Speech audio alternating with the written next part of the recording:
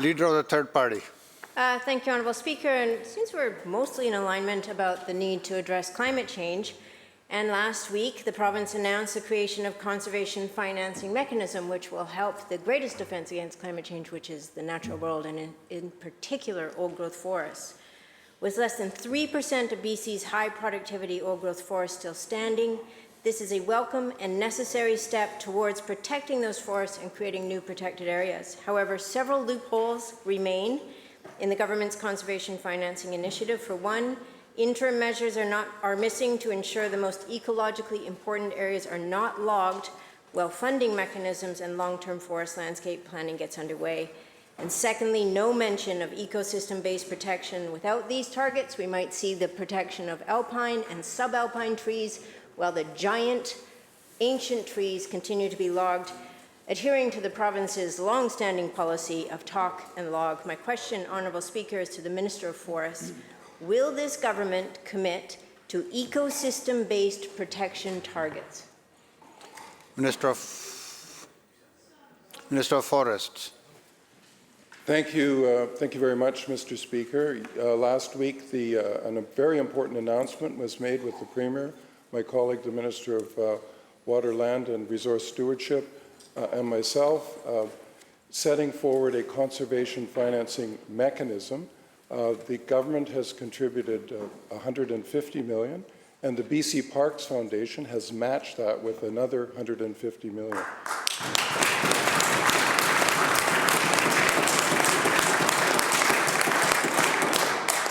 BC Parks Foundation is led by a number of people, but including among them is Ross Beatty, a well-known now philanthropist, but someone who made some money in the mining industry, but seeks to advance conservation goals here in British Columbia.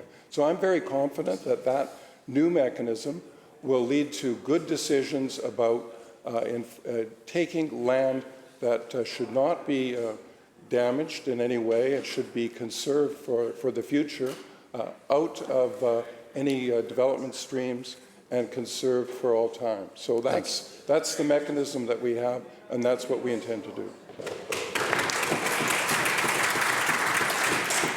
Leader of the third party supplemental. Oh my goodness, Honourable Speaker, I did read the press release. I do know what conservation financing is. I do know what the announcement was, but I asked a very specific question. I'm just going to point out that this government has been trying to tell British Columbians that their old-growth harvesting has been at record lows and showed that BC is on the right track, but according to new analysis, instead of falling to the, quote, lowest level on record of old-growth logging, as reported by the former Minister of Forests, old-growth logging actually increased by 19%.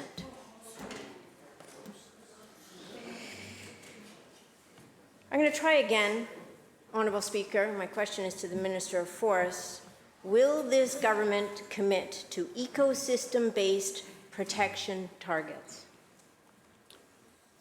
Minister of Forests.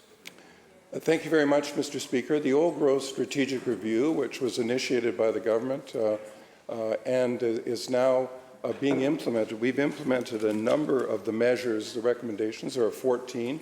We've adopted all of those and begun to implement them, whether it's updating old growth maps based on the best data available, the conservation financing mechanisms, which we just spoke of, engaged with 204 First Nations on deferrals. We implemented deferrals and protections on nearly 2.4 million hectares of old growth. We've contributed $185 million to support forest workers and communities. We've created the $180 million BC Jobs Manufacturing Fund to help mills retrofit to get off old growth logs and manufacture more high-value wood products, and shift from industry-developed stewardship plans. Formerly, a logging plan was submitted to the ministry without any community consultation. We've substituted for that forest landscape plans developed in collaboration with communities and First Nations. Mr. Speaker, we're in the process of transforming the forest sector. We're well underway, and I invite the member to join us in that important work.